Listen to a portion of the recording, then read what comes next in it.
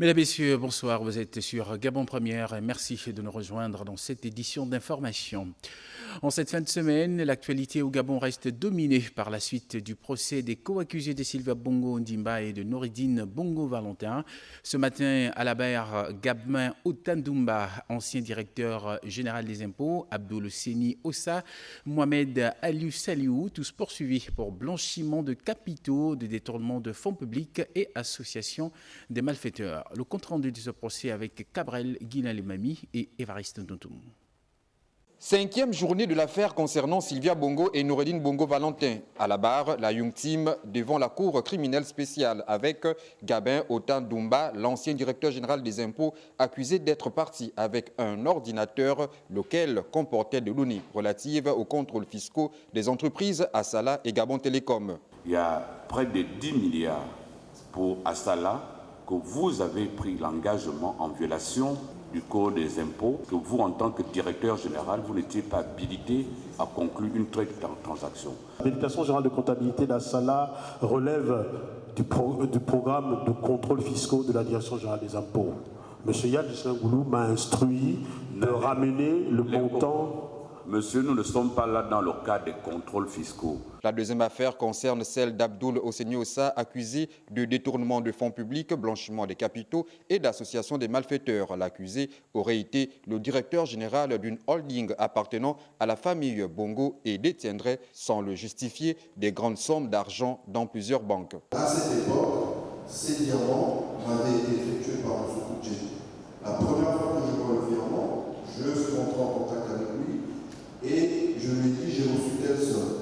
Il m'a confirmé, oui, le patron à l'époque avait demandé, suite à la demande de son fils, qu'on mette ça à disposition.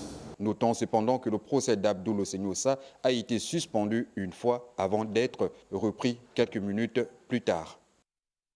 Voilà, un procès qui se poursuivra demain samedi devant la cour criminelle spécialisée.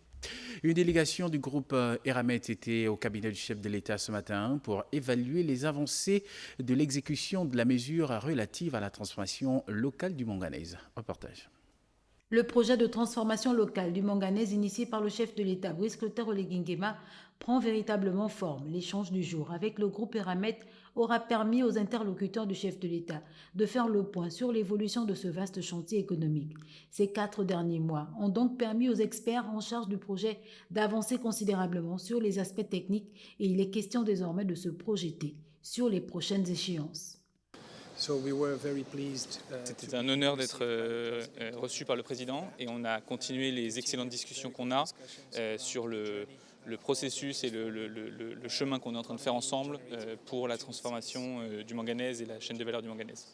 Donc on a eu l'occasion d'échanger sur toutes les études et les travaux qu'on a menés dans les 4 derniers mois et d'échanger sur les prochaines étapes pour les 6 mois qui viennent. Face à la vision stratégique du chef de l'État en matière d'industrialisation du Gabon, le représentant de l'industrie français Eramet a réaffirmé l'engagement de son entreprise à accompagner activement le Gabon dans son ambition, notamment par le renforcement de la collaboration aux coopérations relatives avec les autorités gabonaises. Un élan qui se confirme à travers ses premiers résultats. Eramet évolue effectivement sur la voie des mutations de souveraineté décidées par l'exécutif de Libreville. C'est un processus qui se fait par étapes et un chemin sur lequel on apprend ensemble. Et c'était le plan dès le départ de faire ces étape par étape.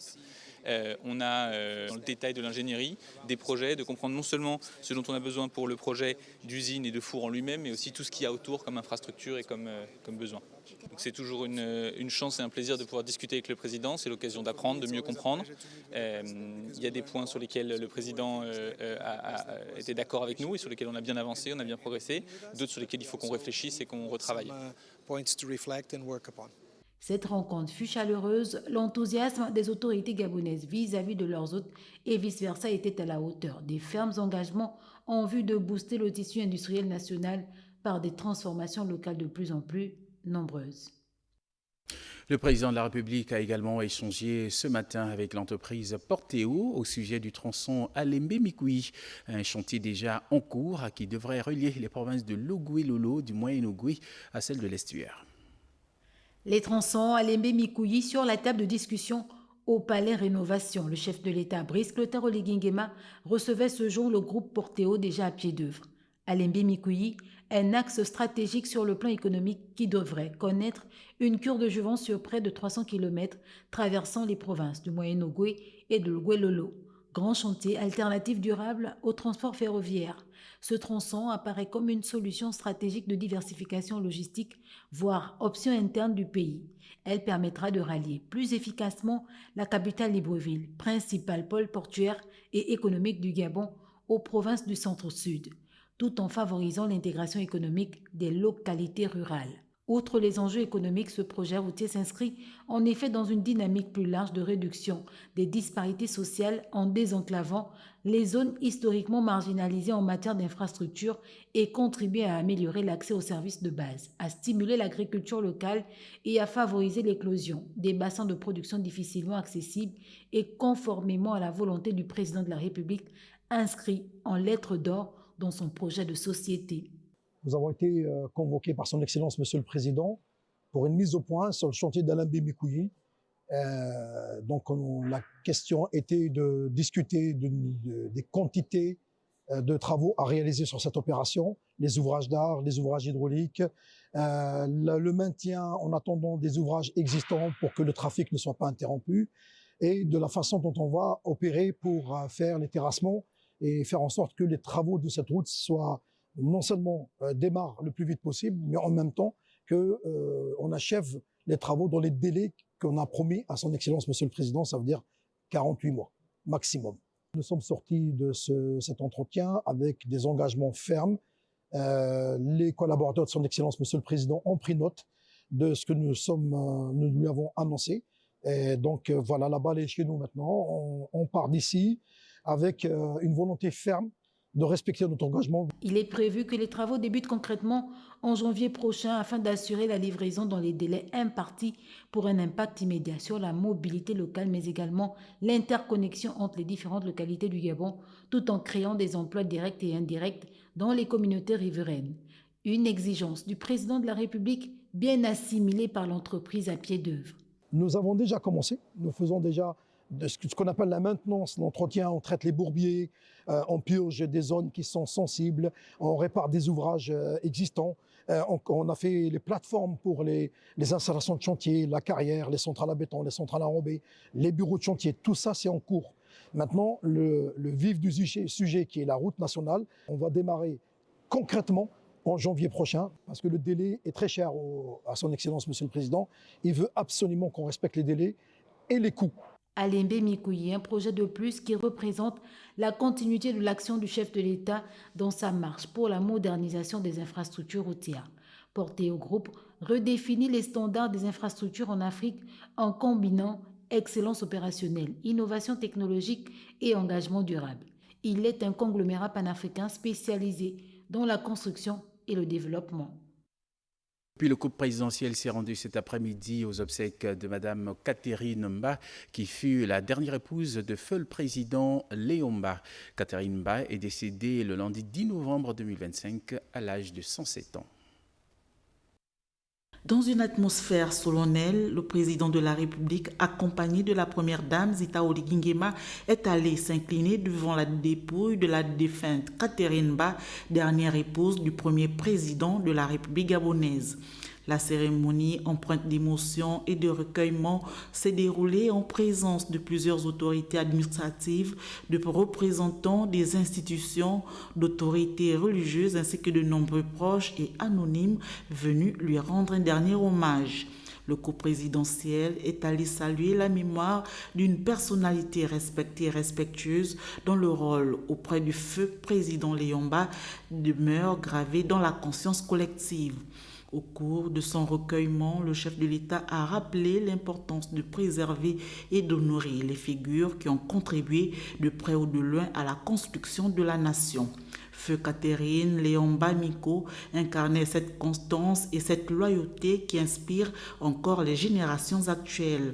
À travers cet hommage, le président Brice Clotaire Oligui Nguema a également réaffirmé son attachement aux valeurs de mémoire, de respect des anciens et de fidélité à l'histoire nationale. La nation tout entière s'incline devant la disparition de cette femme dont la vie intimement liée à celle du père fondateur de la République gabonaise restera un symbole d'humilité et de force intérieure. Décédé dans la nuit du dimanche 9 au lundi 10 novembre dernier à l'âge de 107 ans, Feu Léomba avait été élevé à la dignité de Grand Croix de l'Ordre national du mérite gabonais. Distinction honorifique remise en août 2024 par le président de la République à l'occasion du 64e anniversaire de l'indépendance. Tout autre chose à présent avec la cérémonie de décoration solennelle présidée par le ministre de la Défense nationale. C'est près d'une cinquantaine d'hommes et de femmes qui ont été honorés pour leur dévouement exemplaire au service de la nation. Ardon Babekoum, Adeline Keneabaga pour les détails. Ils sont membres du gouvernement, personnel civil et militaire, à avoir été distingués par l'armée gabonaise. Lors de cette cérémonie solennelle, présidée par le ministre de la Défense nationale, Brigitte Nkanoa, plusieurs décorations ont été remises. Médaille d'honneur de la gendarmerie nationale, de l'armée de terre, de reconnaissance de la garde républicaine, une initiative inspirée par le chef de l'État, Brice Clotaire Oligui Nguema, en reconnaissance des services rendus à la nation. Les distinctions que vous recevez aujourd'hui ne sont pas de simples décorations symboliques. Elles sont le reflet d'un parcours professionnel marqué par la constance, le mérite et surtout le dévouement. Au-delà des distinctions, le bien-être des forces de défense était également au cœur de cette cérémonie. La ministre de la Défense a annoncé la mise à disposition d'un important lot de matériel destiné aux nouvelles recrues dans le cadre du recrutement national. J'ai l'honneur de vous remettre ce jour, au nom du chef de l'État, le matériel destiné au recrutement national. C'est un sentiment de satisfaction pour moi de rappeler que les épreuves de ce recrutement se sont déroulées avec succès. Cette dotation comprend des milliers de matelas, lits, réchauds, équipements sportifs. Brigitte Nkanoa a invité les bénéficiaires à faire un usage exemplaire de ces équipements conformément à la vision du chef de l'État qui place l'amélioration des conditions de vie des soldats au cœur de sa politique de défense. Gabon Télévision vous prend le pouls avec le programme culte de santé Allô Docteur. Oui, allô, bonjour docteur. Intervenez en direct par téléphone ou posez vos questions aux spécialistes sur nos réseaux sociaux. Le grand retour de Allô Docteur, bientôt sur votre chaîne. Voilà, nous parlons à présent de santé avec cette journée mondiale du diabète. La célébration a eu lieu au centre hospitalier universitaire de Libreville sur le thème « Le diabète et le bien-être au travail ». Les spécialistes sont revenus sur les causes et les conséquences de cette maladie chronique. Ils ont également évoqué les moyens de prévention. Igrid Bijou-Mombo et Richard Mobioa. Le diabète touche des millions de personnes à travers le monde. Maladie chronique qui se manifeste par une présence excessive du sucre dans le sang. Le centre hospitalier universitaire de Libreville a accueilli la campagne de sensibilisation ponctuée par des séances de dépistage. C'est une pathologie qui touche les adultes, qui touche les jeunes et qui fait donc l'objet de plusieurs complications lorsque cette pathologie n'est pas bien prise en charge. Donc nous profitons toujours de chaque 14 novembre pour faire le dépistage de la sensibilisation autour de cette pathologie. Il existe plusieurs types de diabète. Pour ce qui est du diabète de type 1, il s'agit d'un diabète en rapport avec une affection auto-immune. C'est un diabète qui survient de façon brutale, qui n'a pas besoin de connaître une hérédité. Elle touche particulièrement les enfants. On peut rencontrer des diabètes de type 1 chez certains adultes dans des contextes particuliers. Le diabète de type 2 touche les adultes, mais il y a également des diabètes de type 2 chez des enfants. Les causes, les conséquences et les moyens de prévention. C'est la première cause d'amputation non traumatique des membres inférieurs. Le diabète peut entraîner à la longue une cécité, des maladies cardiovasculaires, que nos patients aient une alimentation équilibrée. Il s'agit donc de légumes, de régimes riches, pauvres en protéines, mais également une réduction des féculents. Le diabète, parfois mal connu et encore trop peu considéré dans sa prise en charge, d'où ce cri d'alarme. Ma fille, on a découvert qu'elle est diabétique. Elle a 12 ans. Il y a de cela 2 semaines, j'étais hospitalisée avec ma fille qui était dans un coma diabétique aussi, qui est âgée de 16 ans. Les médicaments sont vachement chers, c'est vraiment pas la joie. Cette journée offre une opportunité aux spécialistes non seulement de sensibiliser, mais également de lever les tabous qui y sont associés et proposer des solutions pour améliorer le bien-être des patients avec la possibilité de mener une vie épanouie. Campagne Novembre Bleu, la lutte contre les cancers masculins. Ce matin, la Direction générale des douanes a emboîté le pas pour sensibiliser son personnel sur la nécessité de se faire dépister. Alphane Dombi Moussavou et Hervé Nzigué. Novembre Bleu, les douaniers s'engagent dans la lutte contre les cancers masculins. Une occasion qui a permis au directeur général des douanes d'inviter l'ensemble de son personnel à adopter une attitude responsable face à ce fléau silencieux. La santé du personnel constitue un facteur essentiel à la performance. Parce que quand on est malade, notre rendement ne peut pas être optimal. J'invite donc tous les agents, particulièrement les hommes, à participer aux séances d'information et de dépistage prévues dans le cadre de cette campagne. Ensemble, faisons de Novembre Bleu 2025 un moment de prévention, de solidarité et de responsabilité collective. Prévenir, c'est protéger. Novembre Bleu 2025, la douane s'engage pour la santé des hommes. Présents pour l'occasion, des personnels de la santé ont expliqué les signes à surveiller, les facteurs de risque, ainsi que l'intérêt d'un dépistage régulier dès 45 ans, en particulier pour les hommes. Première cause de mortalité par cancer chez l'homme au Gabon.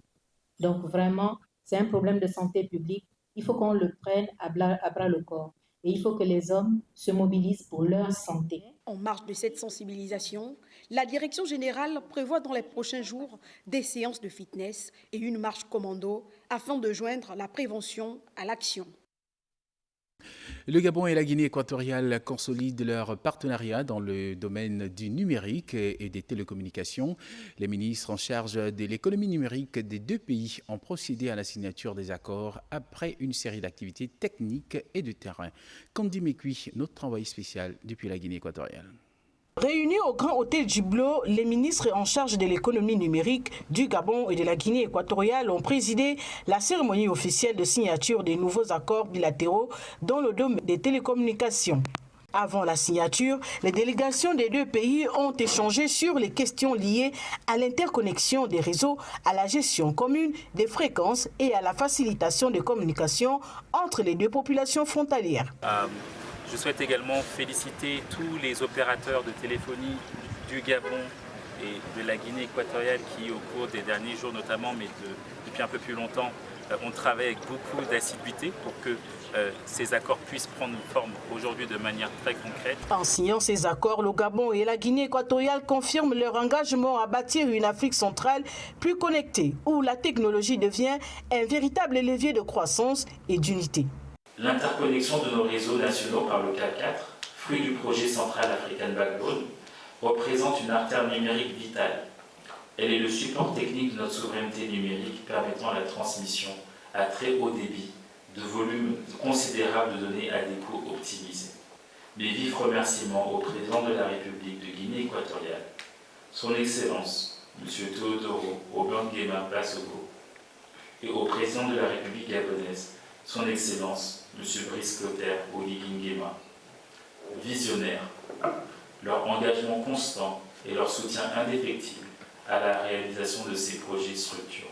Une nouvelle étape franchie dans la coopération numérique sous-régionale qui place désormais les 2 États au cœur de transformation digitale de la CEMAC. Les soutenances de thèse du doctorat de la chaire Bantoufoni s'est poursuivie à l'université Omar Bongo avec 2 autres impétrants, Herman Junior Moussedou et Mbeti Mbumba, face à un jury qui a évalué la rigueur scientifique de leurs travaux. Léa Virginia Tsam et Jérémy Inou. Mbeti Mbumba a présenté une thèse intitulée « Dynamique du patrimoine ethno-écologique cas du Pongoué B11 et du Sekani B21 de l'estuaire ». Pour sa part, le doctorant Herman Junior Moussedou a exposé les résultats de sa recherche « Dynamique autochtone et territorialité dans la région de Fugamou-Sindara ». Anthropologie historique et linguistique du territoire chez les Evia et leurs voisins. J'ai défendu une thèse qui porte sur la question autochtone dans la région de Fugamou-Sindara à partir de 4 groupes ethniques, notamment les Evia, les Akele, les Gisira et les Ivili. J'ai démontré que l'autochtonie est une aporie du raisonnement et qu'il fallait penser ce concept à l'aune de la pluriterritorialité telle qu'elle s'exprime dans cette région qui a accueilli notre recherche. Le jury a salué la profondeur des analyses, la pertinence des thématiques. Monsieur Moussedou a fait vraiment œuvre d'anthropologie, d'histoire et de linguiste, dans la mesure où véritablement il a été prendre les fondements même de ces disciplines pour pouvoir ressortir les axes principaux du sujet abordé.